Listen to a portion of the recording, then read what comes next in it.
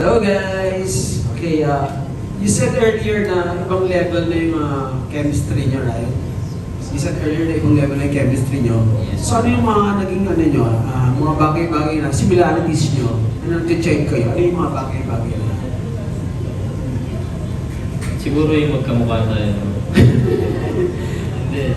Sobrang dami po namin similarities na bago-bago lang po namin na-discover. Kasi ngayon, talagang dahil lang sa Seducing Drake Palma kaya kami naging close. Isa na siguro dun yung, yung kulitan namin dalawa. Talagang kahit ano pang kulitan niya, nagkakasundo kami lagi. Yeah, pero ikaw ba? Sa mga likes, mga gusto mga bagay-bagay, may mga ganun. Pagkain, movies, music, may mga ganun ba? Wala po eh. Similarities. Similarities sa likes namin. Magkaiba po yung taste namin. Kunyari lang po sa music. Magkaiba po. Gang yung music ko. Anong music? Anong music niya? Geng. Hindi naman talaga sa kanlave. Oh, pero pinapakinggan na ni Jelly mo kasi wala siyang choice pag sa taping yun yung marinig. Nakakatawa naman po siya. Pero opposites attract naman daw, di ba? Oo. Opposites attract, importante. Totoo ba opposites attract? Totoo naman. Cute. And my last question sa early success nyo sa showbiz, ano yung mga bagay na natutunan nyo so far? Hanggang ngayon po, tinatak ko talaga ito sa ulo ko na bawal lumaki yung ulo mo. Dapat lahat ng tingin mo sa tao, pantay-pantay kayo. Totoo lang. Dapat, yun po talaga yung pinaka natutunan ko. Tsaka yung huwag kang malilate. Kasi importante yung oras ng bawat isa. Yun po talaga. Ako same din po. Yun din po yung lagi pong nare-remind sa akin ng family ko na huwag po lalaki yung ulo ko and I should always remember to look back. Parang bamboo po. Yung kahit yung kahit tumatangad ka na lagi ka pa rin babalik sa pinanggalingan mo, yuyuko ka pa rin. Very well said. Thank you guys. Thank you, Arvin. Thank you. Thank you po, Erwin Ogawa ng Anong Ganap. Right now, si Alan Bolicarpio ng Inquirer. Natin namang pakinggan. Hi, good afternoon. Hello po. So, how would you describe yung chemistry niyo together and how much of it is parang natural and meron din bang part na kailangan yung i-work on talaga sa pair? Sa totoo lang po, pagdating po sa mga scenes na kilig-kilig, I don't even have to act na kilig-kilig. I don't have to act that much kasi kilig-kilig po talaga ako sa kanya. So I would say na naturally, I'm attracted to him. At yung chemistry naman, I think nag-work naman po siya. What do you think, Rob?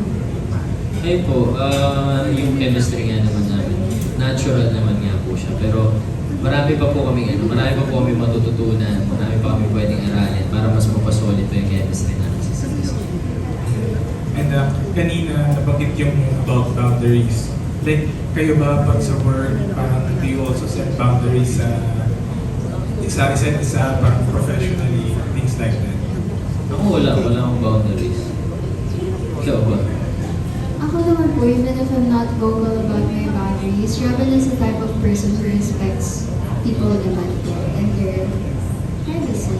So, may boundary din naman po kami sir. Even if we don't say it out loud. May particular parang instance, power moment to set that you felt that way, Angela, parang respect niya naturally.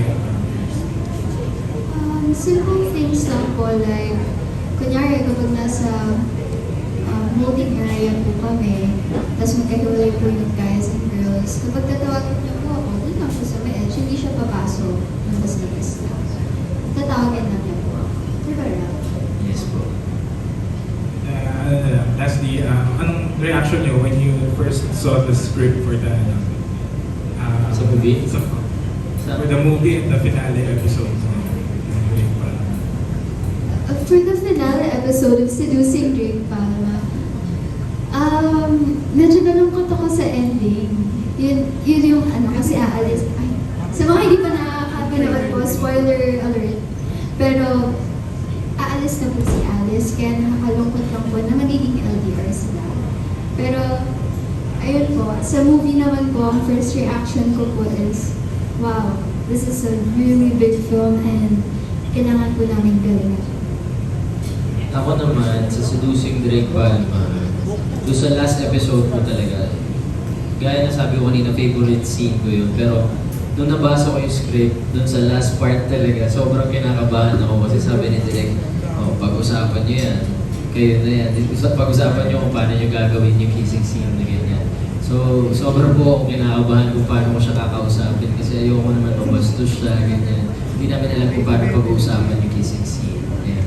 Tapos yung sa movie naman, nung nabasa ko po yung script, parang hindi ako makapaniwala na sa akin po napunta, sa amin po napunta yung movie na yun. Kasi parang ang tagal ko na pong pinagpe-pray na bigyan ako ng ganong klaseng project. Gusto ko po talagang, basta gusto ko nga po sabihin sa inyo pero sobrang solid po kasi ng project para sa amin. Kasi sobrang laki niya talaga para sa amin. Yan po.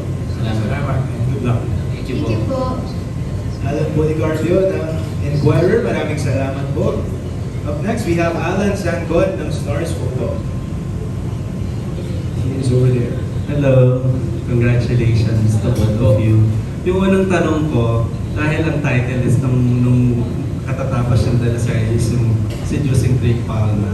Kayo personally, paano yung paraan para ma-seduce yung bawat isa? Anong paraan para ma-seduce si Robin? Anong paraan para ma-seduce si Angela in real life?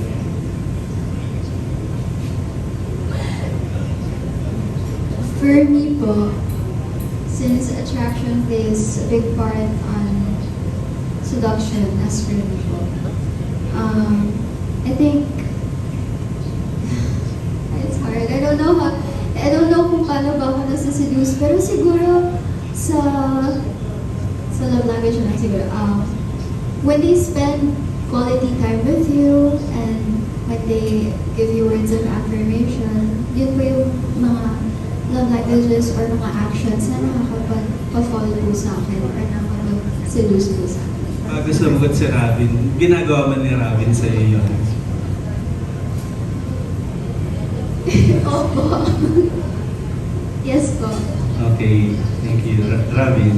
Ako naman po, para ma-seduce siguro ako, number one na tinitignan ko talaga kung paano ko makisama sa isang tao. And yun talaga yung pinaka-importante para sa akin. Kahit hindi ka makisama na maayos sa akin muna, basta gusto ko makita ko na nakikisama ka na maayos sa lahat ng tao, pantay-pantay tingin. Yun talaga, feeling ko masiseduce na ako ng kahit sino, basta sobrang bait niya sa lahat. Kamusta naman yung pakikisama niya? Si Angela po, kahit sino sa set, best friend niya. Promise po sa inyo. Ayun po. Thank you. Salamat po. Yung second question ko, during the Bibarkada concert, nag-trending yung memorable kiss yung dalawa on stage. Pero gusto lang naming malaman, behind the scene, kung ano ba yun, nadala ba kayo sa eksena? Nung time na kumakanta kayo, bigla na lang nagkaroon ng kissing scene or parang it's that script na dapat yung gawin? Para malaman lang rin ng mga fans ninyo. Actually, nasa script po yun. Pero talagang nadala kami sa isa't isa. Ako, nadala ka ba?